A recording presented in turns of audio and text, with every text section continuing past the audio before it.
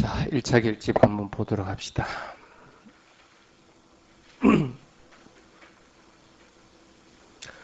자, 빨리어라는 거는 이제 알 겁니다. 경전을 이제 니까야라고 합니다.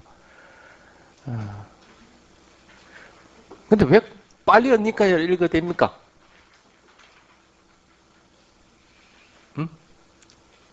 예를 들어 보자. 한글로 편하게 근본경전이라고 그럽니다. 암경입니다. 쉽게 얘기하면 경우는 조금 틀리지만 암경은 왜 읽어야 되는데? 여러분들 많은 거 있습니다. 반야신경도 있고 건강경도 있고 법화경도 있고 뭐도 있고 뭐 많이 있는데 암경을 왜 읽어야 되느냐는 거라.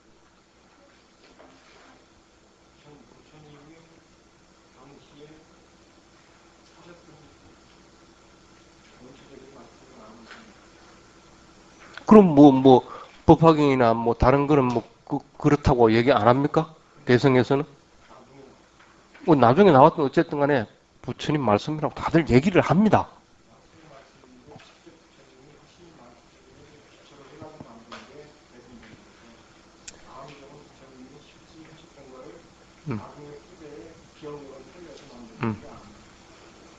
그거는 어떤 면에서는 대성 쪽에 많이 접해 있는 사람들은 하나의 핑계거리밖에 안 들립니다. 솔직히 얘기하면. 근데 왜? 그건 핑계거리 말고 왜 이 암경이라고 하는 빨리 니까야를 읽어야 되느냐는 거예요. 간단하게 얘기하면 부처님과 눈높이를 맞추는 겁니다. 부처님과 눈높이. 대부분 절에 가면 부처님 어떻게 봅니까? 우르르 보죠. 눈높이하고 안 맞습니다. 그러죠? 눈높이를 맞출 수 있는 근거는 뭐냐면 부처님 육성입니다. 부처님 육성밖에 없습니다. 부처님을 신으로서 만들지 않을 수 있는 방법이 뭐냐 하면 이게 진짜 부처님 말씀이구나 하는 부처님 육성을 직접 들을 때 부처님을 신으로 만들지 않습니다. 인간으로 만들어서 내가 참 따라가야 될 서성이구나 하는 생각을 가지게 됩니다. 그게 불교의 가르침입니다. 어떤 면에서는 부처님을 자꾸 신기가 만들면 그거는 불교 팔아먹는 행위입니다. 매불행위입니다. 매불행위. 매불행위가 뭐 다른 사람들이 하는 게 매불행위가 아니고 부처님은 인간으로 태어났는데 왜 자꾸 신으로 만들어 놔놓고 문제를 만드느냐는 거라. 도깨방망이 같이 뚝딱 만들어주는 게 아닌데 왜 자꾸 그걸 바라느냐는 거라. 그러지 않기 위해서 경전을 공부해야 되는 기본이 뭐냐면 이 빨리니까야라는 거예요. 대성에서는 소성이라고 부릅니다. 근데 그 소성에서는 소성이 뭡니까 하고 물어봅니다. 소성이 뭔지도 모르는 사람들한테 소성 얘기하면 그게 통합니까? 정신 나간 거지 그게. 자, 그래서 여러분들이 반드시 부처님의 단말을 공부해야 될 때는 다른 것을 먼저 공부해야 되는 게 아니고 빨리 경전을 가지고 빨리 니까야를 먼저 토대를 해가지고 빼들을 씌우지 않으면 다른 것으로 인해서 무너져 버립니다. 자꾸 바뀌어버릴 수밖에 없다는 겁니다. 제1차 결집 오늘은 프린트 양이 좀 많습니다. 저기 위말라 스님 좀 해주세요. 내 방에 좀 해줘요.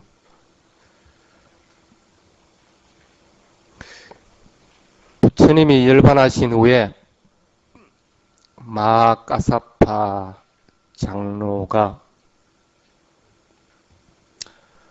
주촉이 돼서 라자가하 근교 칠렵굴에서 제1차 결집을 합니다.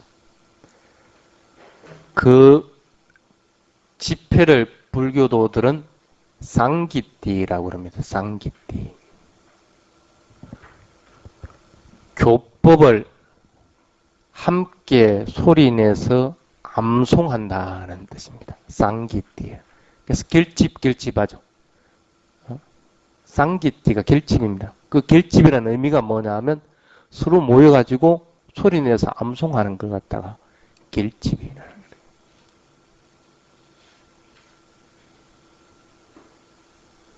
그 첫 번째 결집 이후에 지금 2차 결집, 3차 결집 쭉 하면서 현대까지 5차,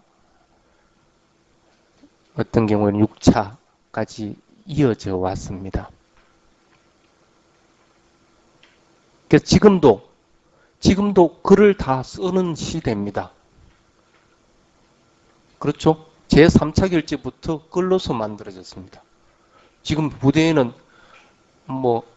만약에 5차, 6차 결집 나오면 이게 영구히 가지만 해가 대리석 석판에다가 쓰는 결집을 하기도 합니다. 그런데 다들 똑같이 쌍기띠라고 그럽니다. 제1차 쌍기띠, 제2차 쌍기띠 서로 모여서 합송한다. 그때 1차 결집 하던 때나 지금 하는 결집이나 얼마 전에도 결집했습니다. 1956년도 결집했습니다. 요 근래에. 똑같이 글로 쓰는 시대에도 합송합니다. 합송해가지고 다 결집을 했습니다.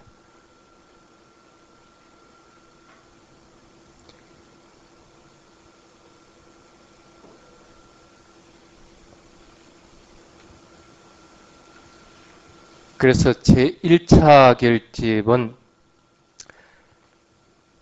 부처님이 전한 법과 율이 훼손되는 것을 막을 수 있는 것은 이 방법밖에 없다 하고 판단을 내립니다. 그래서 결집이 이루어진 겁니다. 어느 한 사람이 부처님이 이제 돌아가신 것에 대해서 아이고 혼자나 홀가분하다 하는 마음을 가지고 또 다른 사람들이 또 다른 식으로 법을 해석하고 하는 것들을 보고 이래서는 안 되겠구나. 부처님 법이 영원히 변경 없이 이어지려면 우리가 결집을 해야 되겠다 해가지고 모여서 한 게 이제 제1차 결집이 시작된 계기가 됩니다.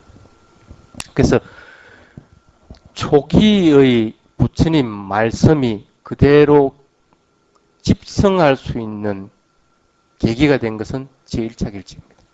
그 사실성은 어느 누구도 부정을 못합니다. 제1차 결집이 없었다고 얘기하는 것은 없습니다. 왜 그렇다고 생각합니까?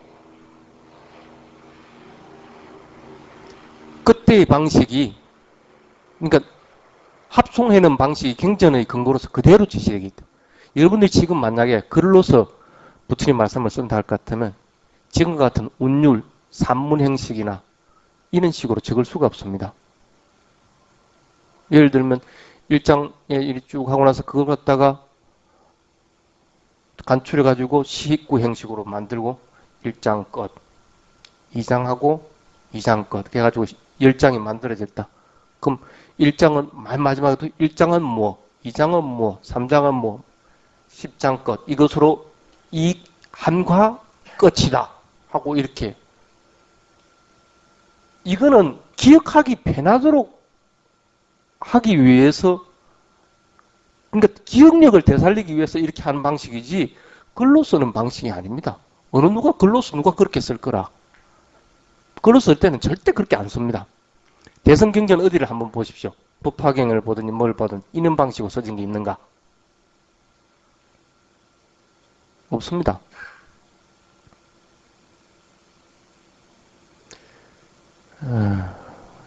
내가 비교하는 이유가 어떤 것이 좋고 어떤 것이 나쁘다 하기 위해서 하는 것은 아닙니다. 그것은 아니고 곡해 듣지 말도록 하십시오. 그래서 이 까사빠 존자가 수바따라고 하는 제자가 하는 행위에 대해서 결집이 급선무다 하는 생각을 가지고 이제 결집을 하게 됩니다. 그래서 부천 그 칠렵굴이라는 곳에서 결집을 하게 되는데 우빨리 존자가 율에 대해서 묻는 것으로서 시작을 합니다. 그래서 가장 먼저 중요한 범계, 빠라직가라고 합니다. 여러 가지 죄를 지은 사람은 성단에 추방되는 죄.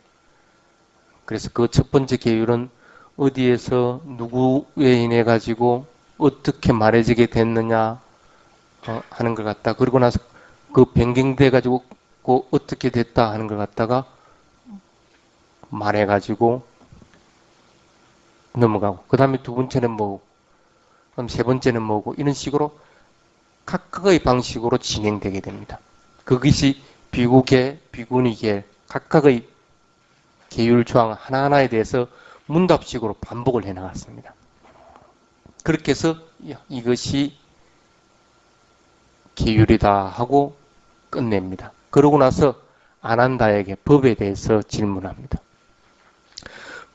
가사파가 물어봅니다. 법망경은 언제 어디서 누구에 인해서 어떻게 설해졌는가 하고 물어보면 아난다가 쭉 이렇게 얘기합니다. 그래서 갱은 보통 어떻게 놉니까?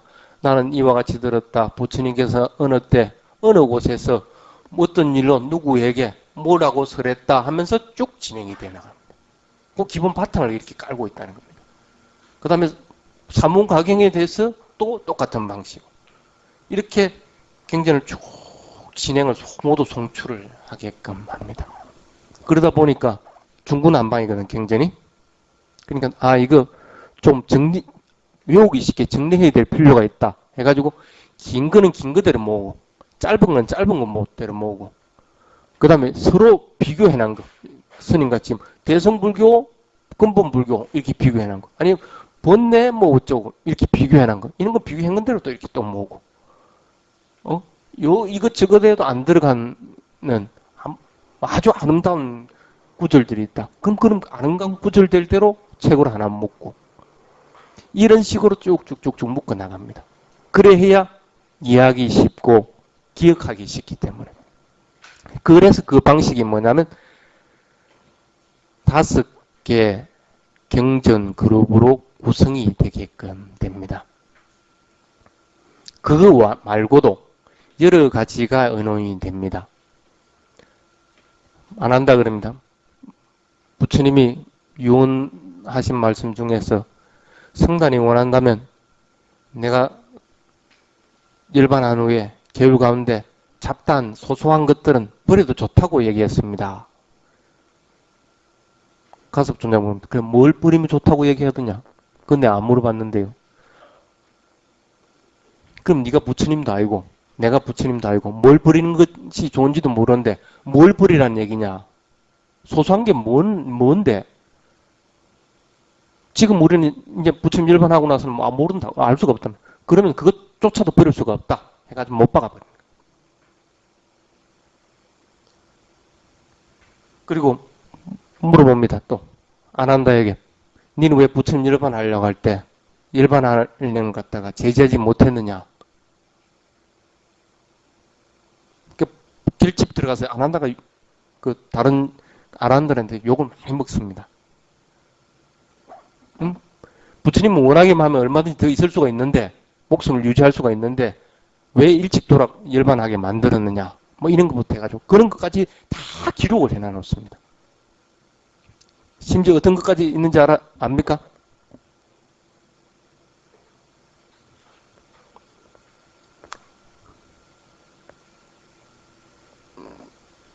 결집이 끝나고 나서 장로 뿐나라고 하는 분이, 우리 지금 결집하고 있는 사이에 이 장로 뿐나는 너가 아무리 해서 결집해봐야 나는 너희들이 결집한 경과 율 이건 나 안 믿는다, 난 내 마음대로 살 것이다 하는 것까지 다 기록이 돼 있어. 결집에. 그래서 여러 가지 흥미있는 것들을 많이 전하기도 합니다. 자, 이런 결집은 1차 결집으로서 처음 시작이 되는데 그 특징들을 가지고 있습니다. 맨 처음 특징이 뭡니까? 결집은 누가 합니까? 출가자들이 하죠. 제가자들은 전혀 참석을 하지 않은 상태입니다. 만약에 제가자들이 참석했을 것 같으면 조금 경전의 성격이 좀 바뀌었겠죠. 출가자 위주가 아니었겠죠. 그런데 출가자들 아란 500명만 참석을 했기 때문에 출가자 위주로서 경과율이 정립이 되게끔 됩니다. 이렇게 하다 보니까 출가자 이 불교 흐름이 출가자 중심으로 흘러갈 수밖에 없다는 거예요. 이후에 나중에 대성이라고 하는 새로운 파가 생겨나는 계기가 된 게 이것 때문에 생겨납니다. 너는 뭔데? 쉽게 말하면 너는 뭔데? 너가 특권 의식을 가지고 있느냐? 우리는 그러면 뭐 부처님 제자도 아니고 우리는 부처님 가르치는 대로 따라가는 사람들도 아니냐 하는 반발감을 가지고 올 수밖에 없는 게 1차 결집의 구성 인원으로 인해서 일어나집니다. 어쨌든 간에 그런데 그러한 출가자 아라한들이었기 때문에 2550년간이나 하나도 bel행시키지 않고 유지를 해나왔습니다. 만약에 계집어서 얘기해서 제가자 출가자 같이 한 상태가 됐다. 앞으로도 계속 그렇게 그 결집이 그렇게 진행됐다. 이게 변형이 안 가지고 올 수 있었겠느냐. 기본적인 구조 자체가 성격이 틀린 집단인데 가섭 존재가 그걸 모르고 출가자들만 구성을 했겠느냐. 둘 중에 하나를 버려야 될 경우에는 내가 봤을 때는 전자 버려버립니다. 전자 버려버립니다. 정통성을 갖다 이어나가려고 할 것 같으면 그건 어쩔 수 없는 상황이다.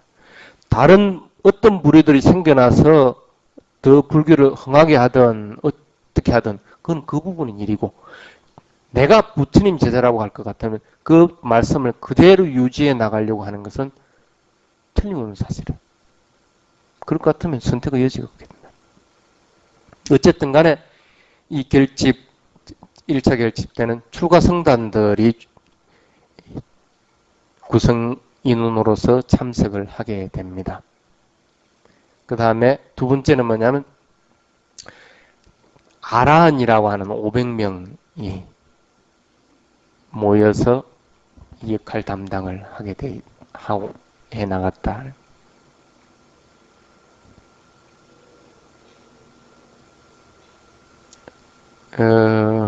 부처님이 열반하실 때까지 후계자 지명했습니까? 후계자 지명 안 했죠. 지금 1차 결집 주도한 가섭 존자도 후계자가 아닙니다. 그렇다고 안 한다가 후계자입니까? 나올라가 후계자입니까? 누구도 후계자가 없습니다. 그런데 왜 500명의 아라한이 모여서 이것을 해낼 수 있었냐? 출가의 정신 때문에 그렇다. 출가의 방식이 합의 도출을 이루어내지 않으면 아무것도 성립되지 않는 구조를 만들어 놨기 때문에 그래서 부처님은 그 뒷일을 걱정을 하지 않으셨던 겁니다. 쉽게 예를 들면 후계자 누구 하나 정해놨다. 후계자 그럼 그놈이 땀만 품고 못 찾긴데 그럼 변질돼 버리는데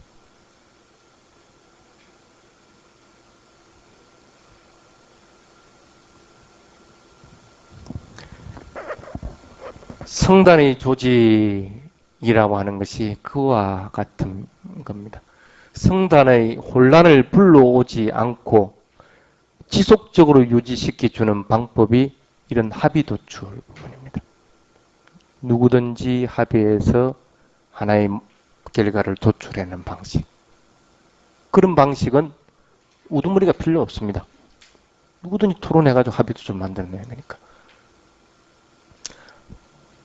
조금 더 바람직한 방향이 어떤 것인가 하는 걸 갖다가 부처님은 이미 아셨고 그러한 방식들을 가섭존자가 가장 먼저 알고 그런 방식으로 이 송출해가지고 만들어냈던 겁니다. 그리고 1차 결집은 여러분 세 번째가 뭐냐면 경과율만 확립이 되죠. 경과율만 확립이 되는 것은 쌍기띠 합송 방식으로 인해서 확립이 돼 나갑니다. 문자로 쓰여진 것은 그 훨씬 이후에 3차 결집 때, 기원 전 1세기 때 문자로 쓰여지게 됩니다. 그리 하더라도 이런 합송에 의한 전승 방식이 불교 경전의 행태에 결정적인 영향을 미칩니다. 구전으로 지내지다가 3차 결집 때 글자로 써져도 구전 방식 그대로 따르고 있지 않습니까? 그대로 여러분들 한번 보십시오. 암경. 스님 말하는 대로 안 돼 있는지 돼 있는지.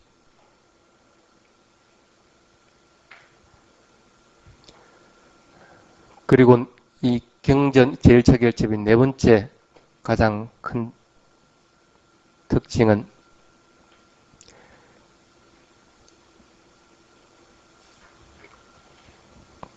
옛날에는 지리적인 것들 때문에 500명이 모였다 하더라도 그때 당시에 출가 대중이 500명만 있었겠습니까? 인도 전역에 무수한 인원이 있었을 겁니다. 그럼 당연히 500명 아란들만 이렇게 모여서 이렇게 할 것 같으면 거기에 참석 못한 대중들도 있게 되어 있습니다. 그렇죠? 그러면 그 참석 못한 대중들은 뒤늦게라도 알 것 같으면 어떻게 하겠습니까? 에이, 그거 아니다 하고 부정을 할 수가 있다는 겁니다.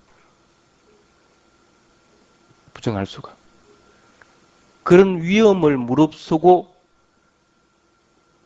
결집을 해낸 것은 의심할 여지 없이 앞으로 이 경과율이 영구히 보존되기를 바라는 것 때문에 결집을 하게 된 겁니다. 부정할 거는 부정하게 되더라도 이 아라한들이 만들어낸 근본적인 목적이 있습니다. 이것이 영원히 쭉 부처님 법이 전해지기를 갖다가 바라는 것들 때문에 이 결집을 하게 됩니다. 그래서 제1차 결집은 이렇게 크게 보면 네 가지의 특징을 가지고 있습니다. 우리 불교사에서 아니면 인류사에서 이런 것이 없습니다. 다른 종교의 그 경전을 한번 보십시오. 어디 이런 방식 취하고 있는가? 한번 보십시오. 누구 신이 하나 뭐라 했다 해갖고 내가 이리 적었다 하는 것 뿐이지 이런 방식 취하는 데가 어디 있습니까? 얼마나 합리적인 것들이라. 자, 이렇게 결집된 제1차 결집은 3장 중에서 2장으로서 구성이 딱 미치겠네. 구성이 되어 있습니다. 어떻게 하냐.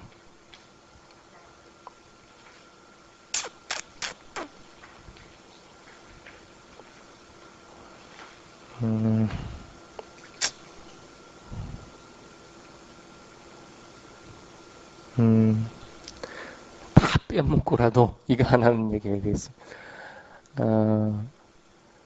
보통 나중에 이제 가면 어떻게 얘기하냐면 부파분열되는 부분에서 얘기를 할 것 같으면 상자불교가 또 분열해서 뭐 설일체의보 근본 뭐 설일체의보 무슨 부파 이렇게 각 부파를 이렇게 나눠주고 상자부 자체가 없어져 버립니다. 일반적인 여러분들 한번 개통을 한번 보십시오.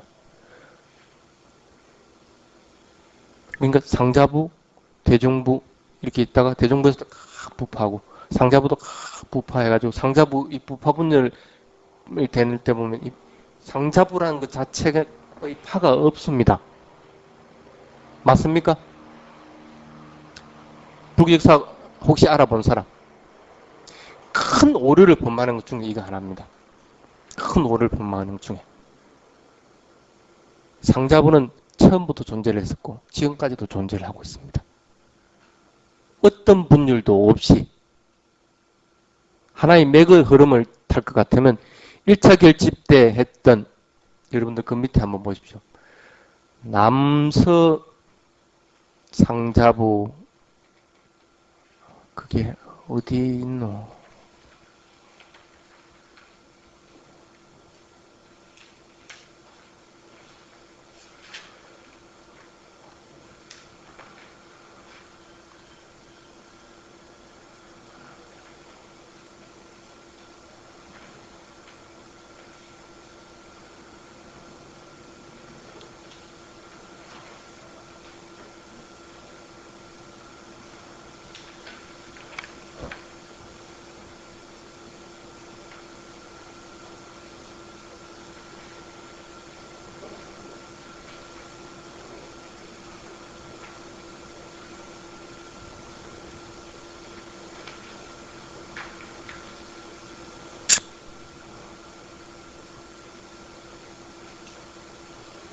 안 보입니까?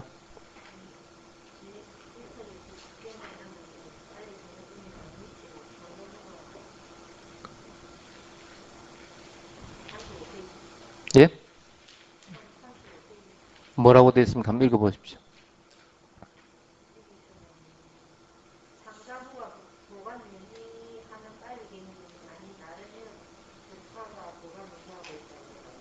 아니요, 그거 말고 상자부의 흐름을 이렇게 적어 놓은 게 있을 겁니다. 어딘가에 보면 그 스님이 적어 놓은 게 있을 겁니다.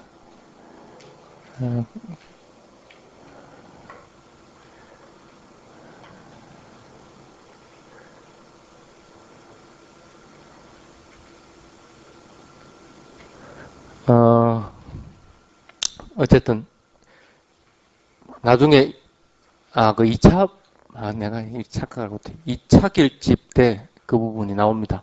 2차 결집 때 보면 2차 결집 때 어쨌든 상자부하고 대중부를 이렇게 분열하는 계기가 되거든요. 그래서 상자부 중에서도 2차 결집 때 모였던 인원이 남서지방에서 올라온 인원도 있고 북서지방에서 올라온 인원도 있습니다. 그리고 결집이 일어났던 2차 결집이 일어났던 외살리라고 하는 것은 동부 지역 쪽입니다. 그래서 동부 지역 쪽에 있는 것들이 뭐 잘못됐다 해가지고 그걸 쳐버리고 다시 1차 결집 때의 내용을 그대로 유지를 한 게 2차 결집이 됩니다. 2차 결집이 되는데 중요한 건 뭐냐면 그렇게 결정을 했는데 이 외살리에 있던 동부 지역에 있는 비구들이 그 결정을 따르지 않고 자기들이 독자적인 세력을 형성합니다. 그게 뭡니까? 대중부가 구성이 되죠. 그럼 이쪽의 상자부들은 남서부하고 북서부에 있던 상자부들은 또 나름대로 상자부를 구성하는데 그래서 북서부 쪽에 있던 상자부가 있고 남서부 쪽에 있던 상자부가 있습니다. 북서부 쪽에 있던 상자부는 나중에 분열이 되면서 설일체유부로서 이렇게 분열이 돼 나갑니다. 왜 설일체유 같은 상자부인데 왜 이기는 설일체유부냐면 그쪽 지역에 바라문 계급들이 흥하기 때문에 그거하고 대항하기 위해서 논장을 만들어냅니다. 그때 처음으로 경률이 아니라 논이 생겨나갑니다. 대항하기 위해서 싸우기 위한 것. 남서쪽은 어떻게 되냐면 그거 없이 그대로 상자부라는 이름을 해서 남쪽으로 더 이동을 합니다. 더 이동을 해서 스리랑카까지 넘어오게 됩니다. 그 상자부 이름이 그대로 남아 있습니다. 그러면서 동남아 각지로 이렇게 또 퍼져나가게 됩니다. 그러면 2550년이 지나더라도 처음에 있었던 상자부는 그대로 맥을 가지고 옵니다. 부파 분열이 아니라 대성 불교가 생겨나고 새로운 불교가 생겨나더라도 전통적인 맥은 그대로 이어져 오게 되어 있습니다. 그런데 대부분 경전에 보면 가장 큰 오류 중에 하나가 뭐냐면 부파 분열할 때 상자부가 없어져 버립니다. 상자부 중에서는 설일체유부로 아니면 근본설일체유부로 아니면 분별설부로 이렇게 분열됐다고만 해버리고 맥을 끊어버립니다. 왜 이렇게 되느냐는 거라. 여러분들이 알아도 한참 잘못 알고 있는 부분들입니다. 그래서 만약에 그 맥이 끊어졌다고 할 것 같으면 지금의 경전들이 남아있는 것이 정통성을 확립할 수가 없습니다. 정통성을. 중간에 어디서 부파에서 만드는지 어떻게 알 거라. 그리고 비교하는 근거로서 빨려 3장을 갖다가 비교하는 근거로서 제시할 수가 없습니다. 근데 왜 지금 학문적으로는 그렇게 하면서 그 전통성들은 보이지 않게 막을 치느냐는 거예요. 그게 어떤 면에서는 대성 우월주의 사상 때문입니다. 절대 그렇지는 않습니다. 그렇지는 않으니까 여러분들이 그 부분을 명확하게 좀 알도록 하시기 바랍니다.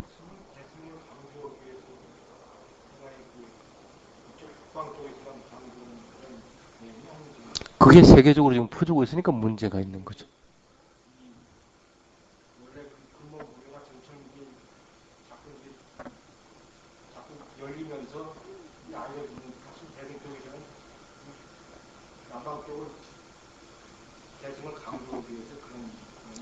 그리고 그런 대성 소송이라는 그 개념조차도 이미 1956년 결집 지나고 1970몇 년도에 유엔에서 결의해가지고 대성소송이라는 개념을 쓰지 말자 해가지고 없앴어요. 근데도 아직도 쓰고 있거든. 어쨌든 그건 뭐 부차적인 것들이고, 지금 스님이 얘기하고 있는 것은 너무 그쪽 위주로 얘기하는 것이 아니냐 하고 이제 생각하기가 쉬운데 그렇지는 않습니다. 스님도 이쪽 저쪽을 다 살펴보고 그래도 이것이 정통적인 것이다 하는 것들을 갖다가 제시를 해서 여러분들에게 뼈대를 세워주기 위해서 하는 것이지 다른 뜻이 있는 것은 아닙니다. 그렇게 이해를 하고 경전들을 다시 한번 잘 더듬어 보시면 뒤에 쭉 나와 있는 거는 조금 설명해야 될 부분도 조금 있긴 있는데 혹시 읽어보고 모르는 부분이 있으면 다음 시간에 질문을 하도록 그렇게 하시기 바랍니다.